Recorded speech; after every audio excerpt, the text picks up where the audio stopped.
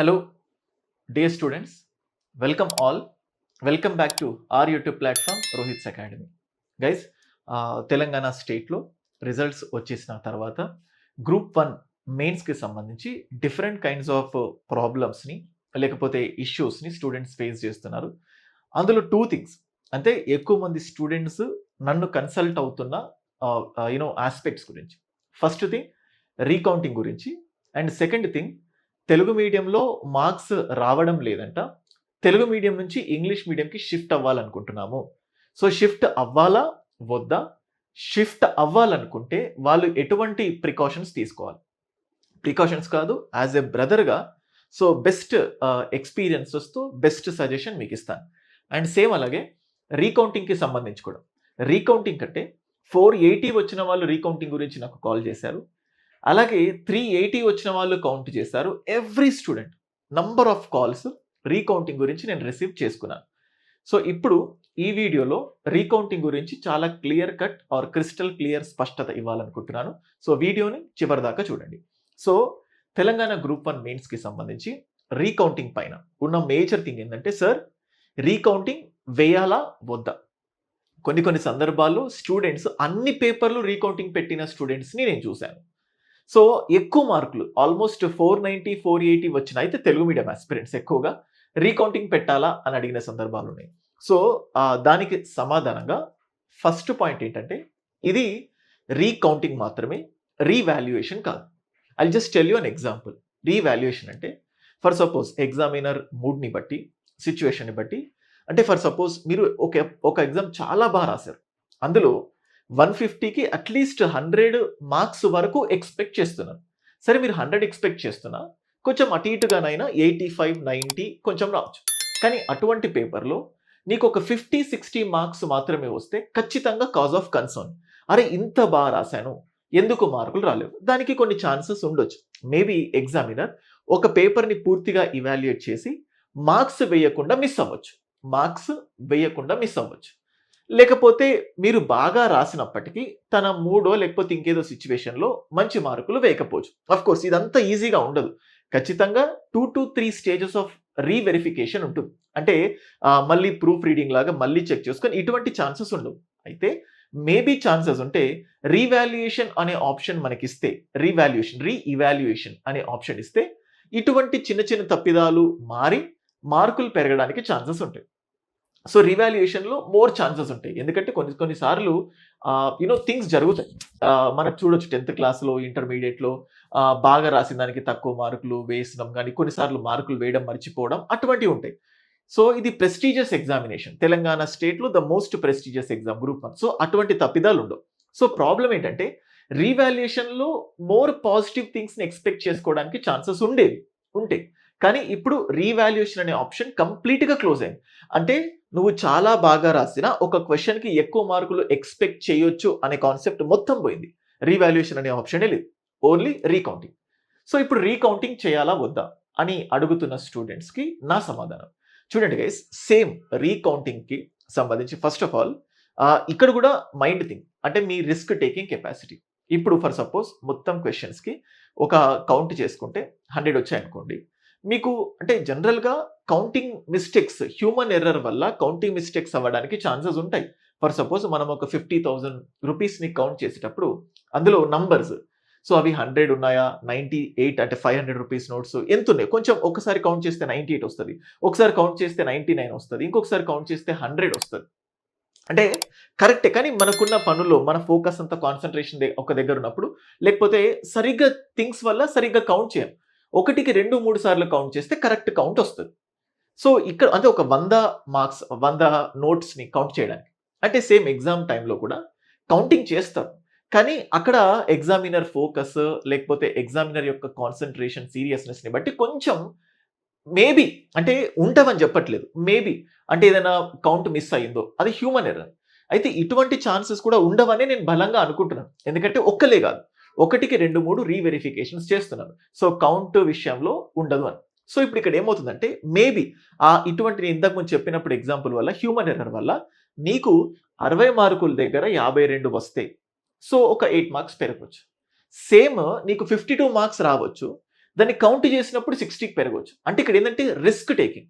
అంటే నువ్వు నాకు కానీ, టీజీపీఎస్సీ చైర్మన్‌కి గాని, ఒక సీనియర్ మోస్ట్ ఫ్యాకల్టీ దగ్గరికెళ్లి సార్ రీకౌంటింగ్ పెట్టుకోవాలంటే, పెట్టుకుంటే పెట్టుకోండమ్మా అని చెప్తారు. ఎవ్వరు కూడా పర్ఫెక్ట్‌గా వద్దు రీకౌంటింగ్ పెట్టుకుంటే తగ్గుతాయి. వద్దు రీకౌంటింగ్ పెట్టుకుంటే పెరుగుతాయి అని ఎవరు అనరు. అంటే అది 100% ఇర్‌రాషనల్. అంటే కంప్లీట్‌గా మంచి సలహా కానే కాదు. ఎవరికీ తెలుసండి? అంటే జనరల్‌గా నీకు మార్కులు ఖచ్చితంగా పెరుగుతాయి. అంటే నీకు 60 మార్కులొచ్చాయి, నువ్వు బాగా రాసావంటే దాని మీనింగ్ పెరుగుతాయని కాదు. అది రీవాల్యుయేషన్‌లో ఉండొచ్చు. కానీ కౌంటింగ్ మాత్రం ఆల్‌మోస్ట్ నీకు పడ్డవంతా సేమ్ ఉంటది. సో నేనేం చెప్తున్నానంటే రీకౌంటింగ్‌కి వెళ్ళాలనుకున్న వాళ్ళు ప్రతి రిస్క్‌కి ఫిక్స్ అవ్వండి. ఒక పర్సన్ చెప్పాడు కదా అని చెప్పి రీకౌంటింగ్ పెట్టడము, ఒక పర్సన్ చెప్పలేదు కదా అని చెప్పి పెట్టకుండా ఆగడం ఉండదు. అయితే రీకౌంటింగ్ పెట్టాలనుకున్న వాళ్ళకు ఫస్ట్ ఆలోచన విధానం ఎలా ఉండాలంటే, ఫర్ సపోజ్ నువ్వు రీకౌంటింగ్ పెట్టలేదు.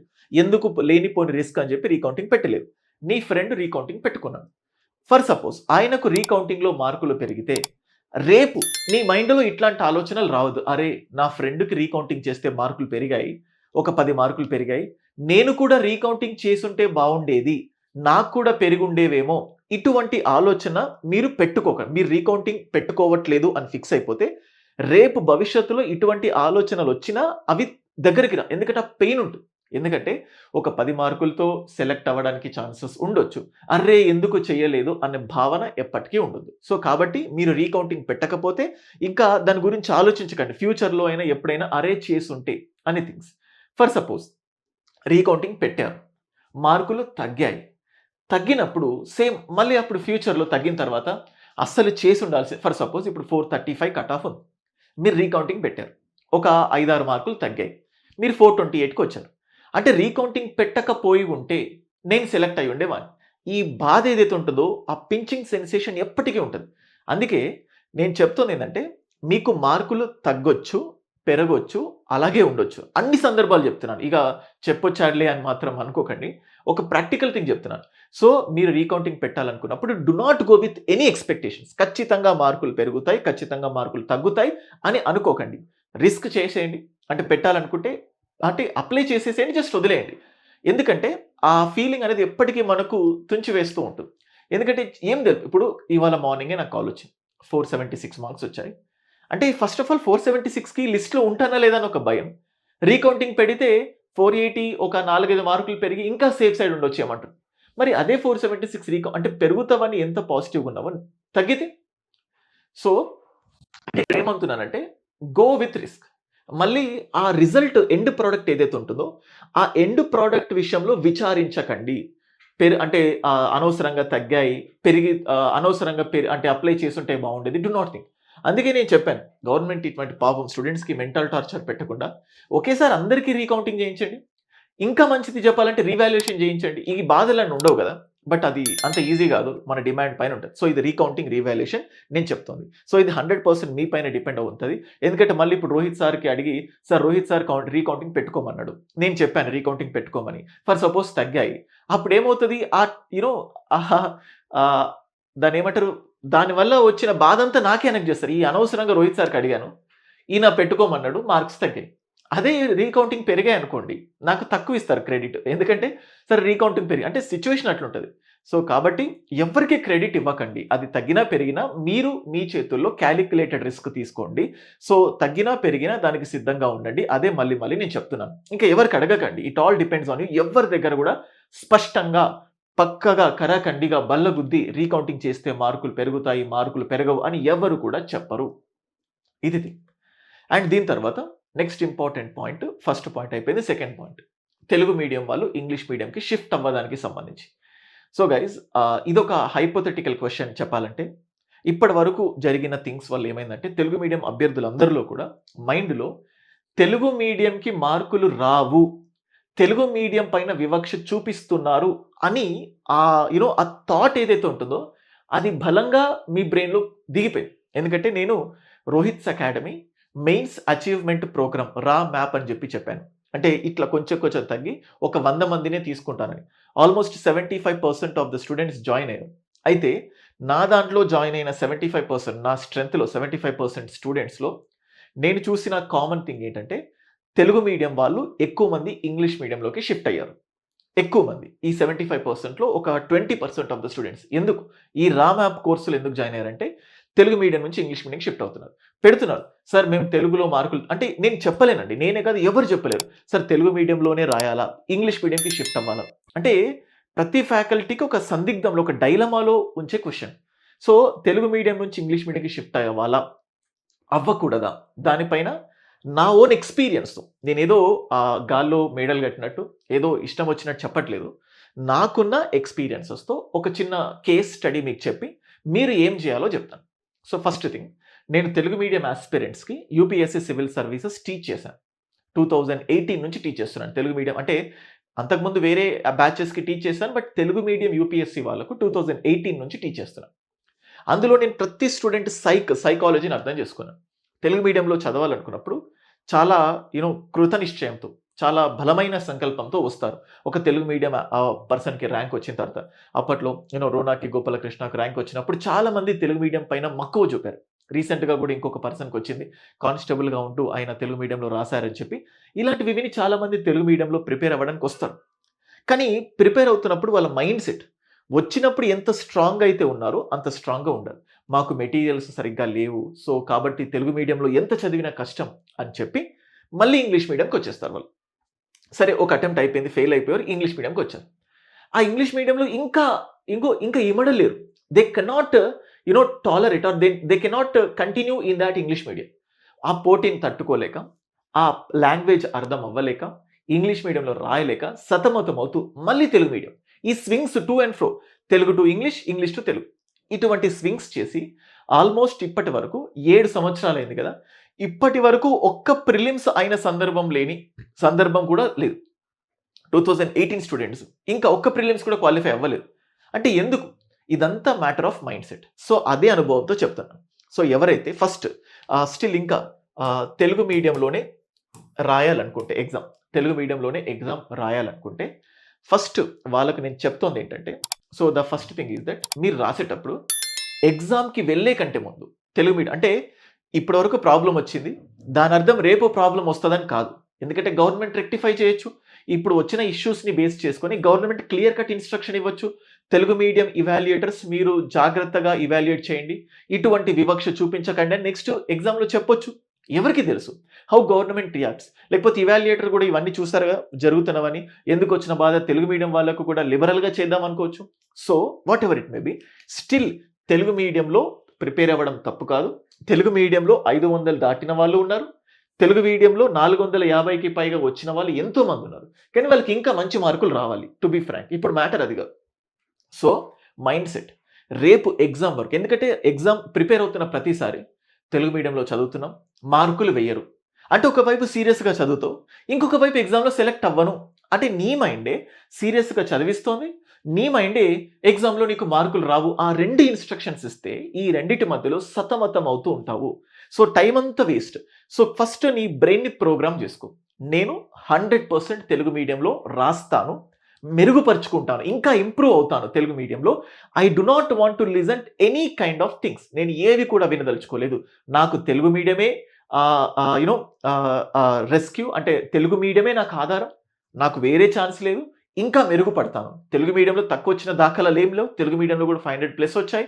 తెలుగు మీడియంలో కూడా తక్కువొచ్చినవి ఉన్నాయి. బట్ మెరుగుపడతాను. రైటింగ్ ఇంప్రూవ్ చేసుకుంటాను. తెలుగు మీడియంలో రాయాలనుకునే వాళ్ళు ఫస్ట్ గ్రూప్ 1 ప్రిపేర్ అవ్వాలనుకుంటే మీ మైండ్‌ని పాజిటివ్‌గా ట్యూన్ చేసుకోండి. అండ్ నెక్స్ట్ తెలుగు మీడియం నుంచి ఎవరైతే ఇంగ్లీష్ మీడియంకి రావాలనుకుంటున్నారో, సో, నేను రమ్మని చెప్పట్లేదు.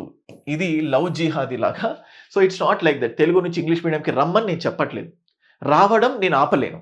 సో, ఎందుకంటే అందరికీ నేను పరిచయం ఉండకపోవచ్చు. ఎవరెవరో ఏవేవో రీజన్స్ వల్ల వాళ్ళకు పర్సనల్ ఇమాజినేషన్స్ వల్ల రావచ్చు. తెలుగు మీడియం నుంచి ఇంగ్లీష్ మీడియం రావాలనుకున్న వాళ్ళు స్పష్టంగా చెప్తున్నాను. మళ్ళీ ఇక్కడ వీళ్ళకు కూడా mind important. Mind set important. Telugu నుంచి ఇంగ్లీష్ మీడియంకి వచ్చావు. ఒక 1 డే ఫస్ట్ డే ఒక ఆన్సర్ రాసావు. తెలుగు మీడియం నుంచి ఇంగ్లీష్ మీడియంకి వచ్చినాక ఫస్ట్ డే ఆన్సర్ రాసినప్పుడు పక్కాగా నీకు మంచి ఆన్సర్ రాదు. అంటే ఈ ఒక్కరోజు ఎస్టిమేషన్ తోటి అరే నాకు ఇంగ్లీష్ మీడియం రావట్లేదు. నేను అనవసరంగా ఇంగ్లీష్ మీడియంకి వచ్చానా? సో, ఇంగ్లీష్ మీడియంలో ఎక్కువ మంది పోటీ పడుతున్నారు. అటు తెలుగు కాకుండా ఇటు ఇంగ్లీష్ కాకుండా పోతానా అనే ఫీలింగ్. ఎందుకంటే నాకు అడిగిన డౌట్స్ నాకున్న థింగ్స్‌తో చెప్తున్నాను. 1 డేలో ఏది కాదు. సో మీరు తెలుగు నుంచి ఇంగ్లీష్ మీడియంకి రావాలంటే మనస్ఫూర్తిగా డిసైడ్ అయిపోయి, ఇంకా మీకేమైనా డౌట్స్ ఉంటే అంటే ఈ విషయంలో యూనో ఏదైనా పర్సనల్ సజెషన్స్ కావాలి అనిపిస్తే, సో నా things you can just WhatsApp me. నా వాట్సాప్ నంబర్, నాకు చాలా మెసేజెస్ వస్తున్నాయి, నాకు చాలా కాల్స్ వస్తున్నాయి, కానీ కేవలం మీకు ఉపయోగపడాలి అన్న ఉద్దేశంతో నా వాట్సాప్ నంబర్ ఇస్తున్నాను. జెన్యున్ రీజన్ అయితేనే మెసేజ్ చేయండి, ప్లీజ్ కాల్ చేయకండి. సో తెలుగు మీడియం నుంచి ఇంగ్లీష్ మీడియంకి వచ్చే వాళ్ళు ఏదైనా థింగ్స్ కావాలంటే you can just keep a message to me, సలహాలు కావాలంటే. సో ఫస్ట్ ఇంగ్లీష్ మీడియంకి వచ్చిన తర్వాత నిజంగానే అన్ని ఆలోచించి ఇంగ్లీష్ మీడియంకి రండి. ఊరికే సంకుచితంగా నారో మైండెడ్నెస్తో రాకండి. సో పూర్తి స్థాయిలో గ్రౌండ్ వర్క్ చేయండి. Whether is it good or not, ground work చేసిన తర్వాతే ఇంగ్లీష్ మీడియంకి వచ్చిన తర్వాత మళ్ళీ స్వింగ్ టు అండ్ ఫ్రో అవ్వకండి. ఇంగ్లీష్ మీడియం అంటే మళ్ళీ వస్తే కాన్ఫిడెంట్గా రండి, కాన్ఫిడెంట్గా ఇంగ్లీష్ మీడియం పైన ఎఫర్ట్స్ పెట్టండి. ఎందుకు చెప్తున్నానంటే మళ్ళీ ఇంగ్లీష్ మీడియంలో ఎఫర్ట్స్ పెడతారు, నేను అనవసరంగా వచ్చానా, తెలుగు మీడియంలోనే ఉండుంటే బాగుండేది, తెలుగు మీడియంలోనే మంచి ఎఫర్ట్స్ పెడితే బాగుండేది, సో నేనేమైనా తప్పు చేశానా, మళ్ళీ అందరికి అడుగుతూ ఉంటారు. అంటే ఎప్పుడైనా ఒక పని డౌట్ఫుల్గా చేస్తే ఆ పని ఎప్పటికీ సక్సెస్ అవ్వదు. నువ్వు గ్రూప్ 1 కొట్టాలని వస్తే కాన్ఫిడెంట్గా దిగు, అంతేగాని సగం సగంతో వస్తే కొట్టకపోతే ఏమవుతుంది అంటే దీనికి ఎవరికి సమాధానాలు ఉండవు. సో కాన్ఫిడెంట్గా వచ్చి కాన్ఫిడెంట్గా ఎఫర్ట్స్ పెట్టవు. 1 డేలో ఏం కాదు, ఇన్ఫ్యాక్ట్ 1 మంత్లో కూడా నీలో మెరుగు అంటే ఇంప్రూవ్మెంట్ కనబడకపోవచ్చు. సో ప్రయత్నించు, 2 మంత్స్ ప్రయత్నించు, 3 మంత్స్ ప్రయత్నించు, ఎవరు కొడగకు, నువ్వు కాన్ఫిడెంట్ అవ్వు, ఇంకా నా వల్ల అవుతలేదు, ఇంగ్లీష్ మీడియం కష్టం అవుతుంది అంటే అప్పుడే again come back to Telugu. నేను తెలుగు మీడియంకి బ్యాక్ వెళ్ళమని చెప్పట్లేదు, స్వింగ్ అవ్వకండి, తెలుగు నుంచి ఇంగ్లీష్కి, ఇంగ్లీష్ నుంచి తెలుగుకి, మళ్ళీ తెలుగు నుంచి ఇంగ్లీష్, ఇట్లా చాలా మందిని చూశాను. Do not swing. సో అందుకోసం చెప్తున్నాను. సో కొన్నిసార్లు 3 మంత్స్ కూడా, అప్పుడు నీకు కదలిక వస్తుంది. సో అది పాయింట్. అండ్ నా సలహా అంటే తెలుగు మీడియంలో మార్కులు రావు, ఇంగ్లీష్ మీడియంలో వస్తాయి అని ఎటువంటి ఆధారాలు లేవు. ఫ్యూచర్లో మంచి మార్పులు జరగవచ్చు. అయితే ఏం చెప్తున్నానంటే గైస్, ఇప్పుడు నేను స్వతహాగా I myself from the beginning నేను ఇంగ్లీష్ మీడియమే అంటే నా థాట్ ప్రాసెస్ చెప్తున్నాను. నేను ఒక మెయిన్స్ ఆన్సర్ రైటింగ్ రాశాను అనుకోండి, ఒక ఇంగ్లీష్ ఆర్టికల్ చూస్తే ఆ చూసిన ఇంగ్లీష్ ఆర్టికల్ని ఫస్ట్ నా బ్రెయిన్ తెలుగులోకి కన్వర్ట్ చేసుకుంటుంది. అదేంటి, ఆ మీనింగ్ అంట ఏంటి అని చెప్పి నా బ్రెయిన్ తెలుగులోనే my brain will never brain Storm in English. ఒక పెద్ద ఆర్టికల్ చదివితే, ఒక పెద్ద ఒక ఆన్సర్ చూస్తే దాన్ని ఎప్పుడు నా బ్రెయిన్ ఇంగ్లీష్లో ఆలోచించదు. నా బ్రెయిన్ ఎప్పుడు, ఎందుకంటే నా మదర్ టంగ్ తెలుగు కాబట్టి నేను ఇంగ్లీష్లో చదివినా నా బ్రెయిన్ మొత్తం దాన్ని తెలుగులో అర్థం చేసుకుంటుంది. ఒక ప్రిసైజ్గా తెలుగులోనే అర్థం చేసుకొని తెలుగులోనే థింక్ చేసి నా బ్రెయినే దాని ఇంగ్లీష్లోకి మళ్ళీ అంటే ఒక పెద్ద థింగ్స్ని, కాంప్లికేటెడ్ పారాగ్రాఫ్ని సింపుల్ పారాగ్రాఫ్ లాగా తెలుగులో నా బ్రెయిన్ అర్థం చేసుకొని అదే తెలుగుని రాసేటప్పుడు ఇంగ్లీష్లో రాస్తుంది. కన్వర్షన్ ఖచ్చితంగా ప్రతి బ్రెయిన్ తెలుగులోనే చేస్తుంది.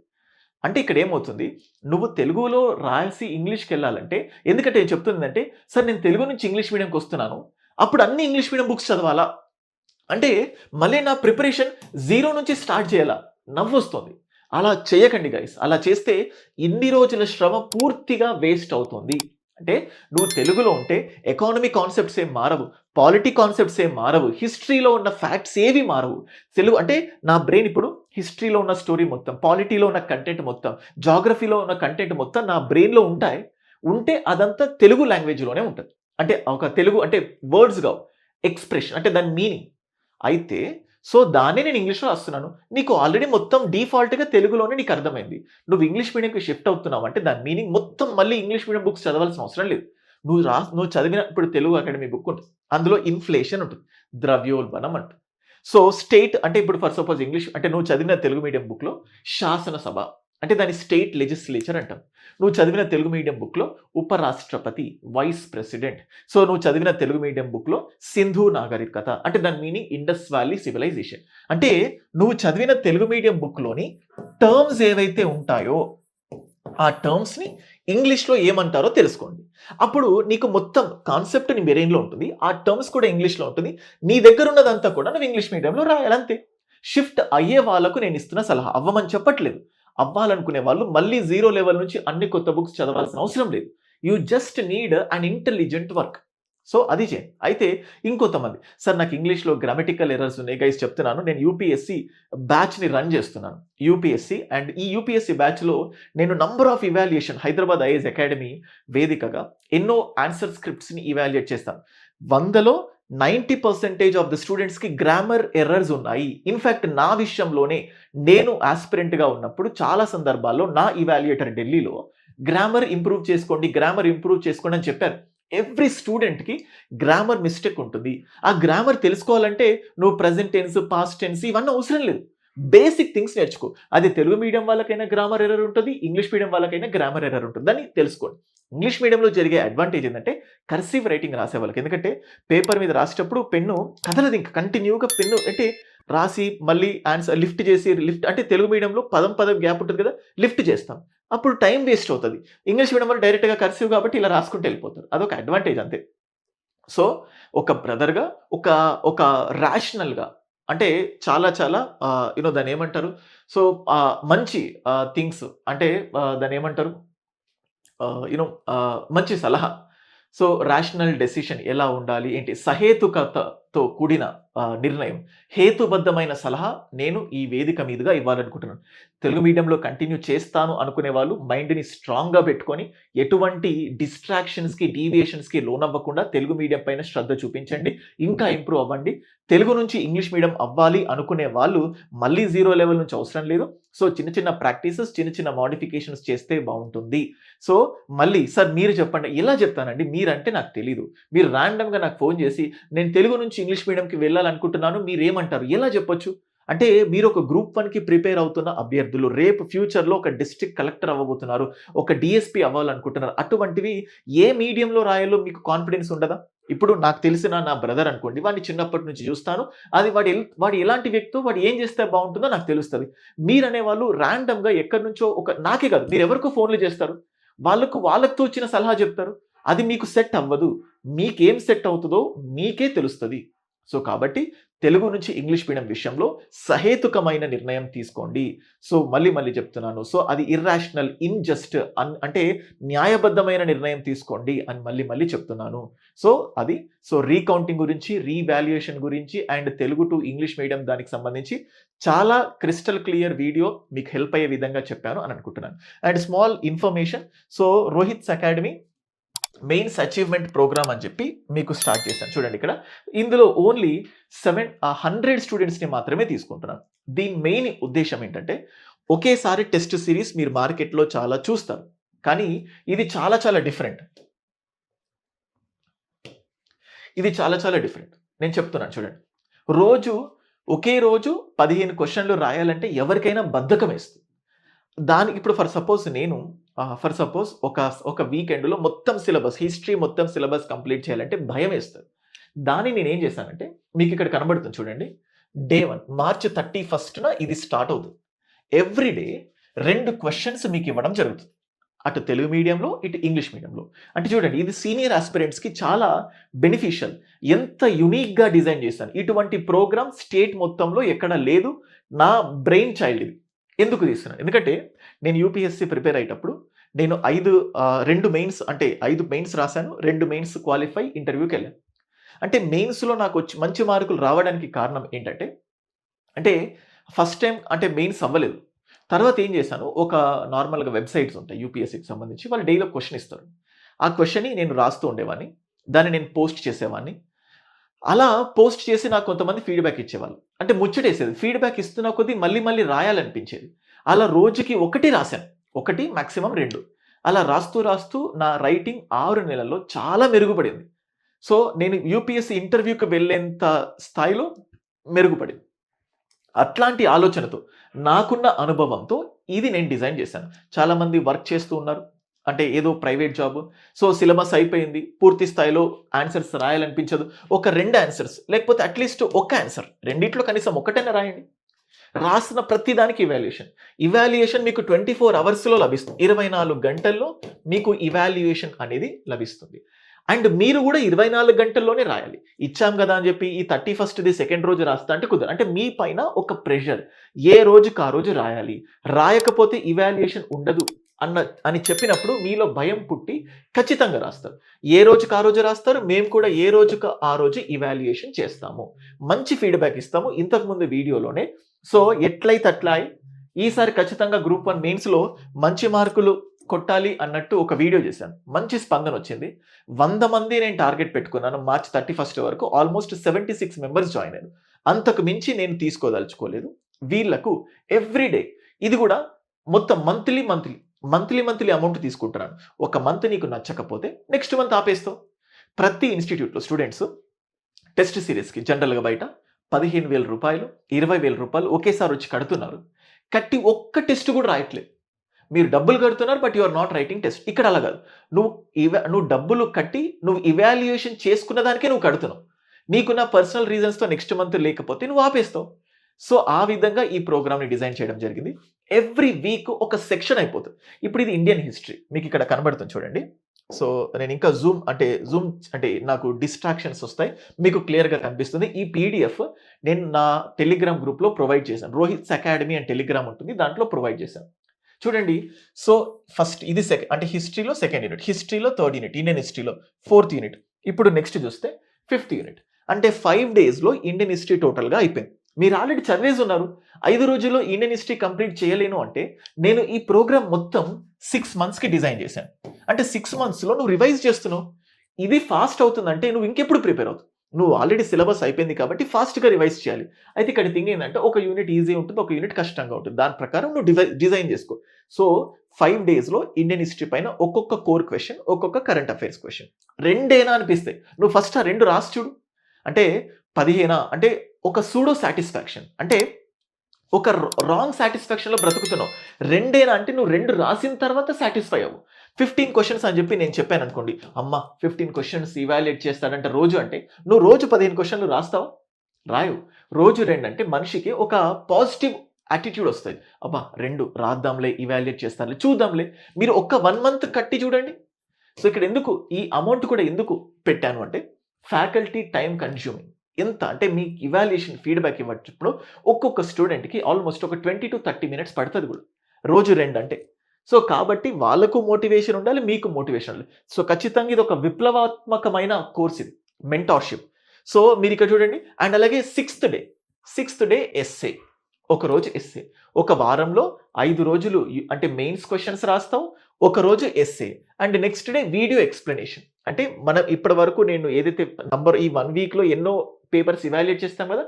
ఒక రాండమ్ పేపర్‌ని ఇవాల్యుయేట్ చేస్తాం. దానికి ఒక లైవ్‌లో ఇవాల్యుయేట్ చేస్తాం. సో, ఇది కూడా చాలామంది ఇది కూడా కట్టి ఎవరు రాయరు కూడా. సో, అట్లాంటివి కూడా ఉంటాయి. కనీసం బలవంతంగానైనా ఆన్సర్ రైటింగ్ ఇంప్రూవ్‌మెంట్ కోసం ఈ ప్రోగ్రామ్ తీసుకొచ్చాం. దీనికి సంబంధించి ఇంకేదైనా డీటెయిల్స్ కావాలంటే ఆ వీడియో లింక్ కింద డిస్క్రిప్షన్‌లో ప్రొవైడ్ చేస్తాను. దానికి సంబంధించి పూర్తి స్థాయి డీటెయిల్స్ మీకొస్తాయి. లేదంటే నాకు వాట్సాప్ చేయండి. సో, చూడండి. సో, మీకిక్కడ క్లియర్‌గా మొత్తం షెడ్యూల్. సో, ఎలా ఉంది చూడండి. ఏప్రిల్‌లో. సో, ఇప్పుడు జియోగ్రఫీ స్టార్ట్ అయింది. సో, నెక్స్ట్ జియోగ్రఫీ ఇక్కడ నెక్స్ట్ పాలిటీ స్టార్ట్ అయింది. సో, ఇన్ దిస్ మేనర్ ఈ విధంగా సో, మొత్తం థింగ్స్ అనేటివి ఉంటాయి. అండ్ నెక్స్ట్ ఎవరైతే కొత్తగా ప్రిపేర్ అవుతున్నారో సో, వాళ్ళు best suggestions, best video classes కోసం వెయిట్ చేస్తే రోహిత్స్ అకాడమీ అనే యాప్‌లో so, TGPSC long term course అంటే 1.5 ఇయర్స్ అంటే 1.5 ఇయర్ వ్యాలిడిటీ ఇస్తున్నాను. ఒకవేళ 1.5 ఇయర్‌లో మీకు గనక మెయిన్స్ ఎగ్జామ్ జరగకపోతే అంటే ప్రిలిమ్స్ కమ్ మెయిన్స్ జరగకపోతే ఎగ్జామ్ వచ్చేంత వరకు వ్యాలిడిటీ ఉంటుంది. అంటే మళ్ళీ రెన్యువల్ చేసుకోండి, మళ్ళీ ఫీ పే చేయండి అనే ఆప్షన్ లేదు. జనరల్‌గా 1.5 ఇయర్ ఇచ్చాను. ఈ 1.5 ఇయర్‌లో ఎగ్జామ్ అయిపోతే ఓకే. లేకపోతే అప్పటిదాకా వ్యాలిడిటీ ఇచ్చాను. మన దగ్గర క్లాసెస్ ఎలా ఉంటుందంటే మీకిందులో ప్రిలిమ్స్ కోర్సెస్ పూర్తిగా ఉంటాయి. ఒక వీడియోస్ ప్రిలిమ్స్‌తో పాటు మెయిన్స్ కోర్స్ అనేది ఉంటుంది. ఈ మెయిన్స్ కోర్స్ ఎలా ఉంటుందంటే సో, ఫర్ సపోజ్ పాలిటీ అనే సబ్జెక్ట్ తీసుకున్నారనుకోండి, లేకపోతే హిస్టరీ అనే ఒక సబ్జెక్ట్ తీసుకున్నారనుకో, ప్రతి సబ్జెక్ట్‌లో 5 యూనిట్స్ ఉంటాయి కదా! ఒక సెక్షన్ 50 మార్క్స్ కదా! 50 మార్క్స్ ఉంటాయి కదా! జనరల్‌గా. అంటే ఈచ్ సెక్షన్‌లో 50 మార్క్స్ ఉన్న సెక్షన్‌లో మేము ఒక 80 క్వెషన్స్‌ని ఆన్ అన్ యావరేజ్‌గా ఎక్స్‌ప్లెయిన్ చేస్తాం. ప్రతి క్వెషన్‌కి ఆన్సర్, క్వెషన్‌కి ఆన్సర్, క్వెషన్‌కి ఆన్సర్. 80 క్వెషన్స్ డిస్కస్ చేస్తే ఈ 80 క్వెషన్స్ ఎగ్జామ్‌లో వస్తాయో రావో తెలీవు. ఎవరికీ తెలీదు. మేము 100% మంచి క్వెషన్సే డిజైన్ చేసి మంచిగా చెప్తాం. అయితే ఇవి మాత్రమే కాకుండా ఏదైనా ఇండైరెక్ట్ క్వెషన్ వచ్చినా కూడా ఆ ఇండైరెక్ట్ క్వెషన్‌కి కూడా నువ్వు ఆన్సర్ చేసే కేపబిలిటీని అందించే విధంగా ఈ 80 క్వెషన్స్‌ని మేము గ్రూప్ 1 మెయిన్స్ కోర్సులో ఎక్స్‌ప్లెయిన్ చేయడం చాలా మంచి faculty team. Science and technology for suppose Telugu Akademi author ఎవరైతే గ్రూప్ 1 తెలుగు అకాడమీ బుక్ రాశారో ఆదే సత్యనారాయణ సార్. ఆయన్నే సైన్స్ అండ్ టెక్నాలజీ 100 మార్క్స్‌ని డీల్ చేస్తున్నారు. సో, ఇట్లా మొత్తం పేరు మోసిన ఫ్యాకల్టీస్ మంచి మంచి ఫ్యాకల్టీ టీమ్‌తో group 1 mains long term course design చేయడం జరిగింది. సో, దానికి సంబంధించి కూడా ఇంకేదైనా డీటెయిల్స్ ఉంటే 9110556858కి మెసేజ్ పెట్టండి. ఎందుకంటే చాలా సార్లు పేరెంట్స్, ఫాదర్స్, మదర్స్ చూస్తున్నారు వీడియోస్. వాళ్ళ పిల్లల కోసం మెసేజ్ పెడుతున్నారు. సార్ మాకు ఈ మెంటర్‌షిప్ బావుంటదా? అంటే బెస్ట్ కోర్స్ ఎలా ఉంటుంది? లాంగ్ టర్మ్‌కి ఇంటి నుంచే ప్రిపేర్ అవ్వాలనుకుంటున్నాను. బీటెక్ ఫైనల్ ఇయర్‌లో ఉన్నారు. బీటెక్ థర్డ్ ఇయర్‌లో ఉన్నారు. ఫ్యూచర్ నోటిఫికేషన్స్ కోసం ఎక్స్‌పెక్టేషన్స్ చేసి చదువుతున్నారు. సో, వాళ్ళందరి కోసం మంచి కోర్సెస్ రోహిత్స్ అకాడమీ యాప్‌లో ఉంటుంది. గూగుల్ ప్లే స్టోర్‌లో రోహిత్స్ అకాడమీ అని డౌన్‌లోడ్ చేసుకోండి. లేదా ఇంకేది కావాలన్నా నాకు వాట్సాప్ మెసేజ్ పెట్టండి. లేకపోతే కింద యాప్ యొక్క లింక్ కింద డిస్క్రిప్షన్‌లో ఇస్తాను. అలాగే రెగ్యులర్ అప్డేట్స్ కోసం మన యూట్యూబ్ ఛానెల్‌కి సబ్స్క్రైబ్ చేసుకోండి. టెలిగ్రామ్ ఛానెల్‌లో జాయిన్ అవ్వండి. టెలిగ్రామ్ ఛానెల్‌లో ఎప్పటికప్పుడు ప్రతి అప్డేట్, ప్రతి పీడీఎఫ్ కూడా ప్రొవైడ్ చేయడం జరుగుతుంది. ఐ హోప్ ఈ వీడియో మీకు హెల్ప్ అయిందని అనుకుంటున్నాను. సో, అతి చిన్న చిన్న తప్పిదాలతో, చిన్న చిన్న మిస్టేక్స్‌తో ఈ గ్రూప్ 1 మిస్ అయిపోయి నెక్స్ట్ గ్రూప్ 1ని కసిగా, గట్టిగా కొట్టాలనుకుంటే వాళ్ళందరికీ సహకారాన్ని, సహాయాన్ని, కోఆపరేషన్‌ని, అసిస్టెన్స్‌ని ఇవ్వడానికి రోహిత్స్ అకాడమీ ఎప్పుడు మీకు వెన్నుదన్నుగా ఉంటుంది. Thank you guys. Thank you so much.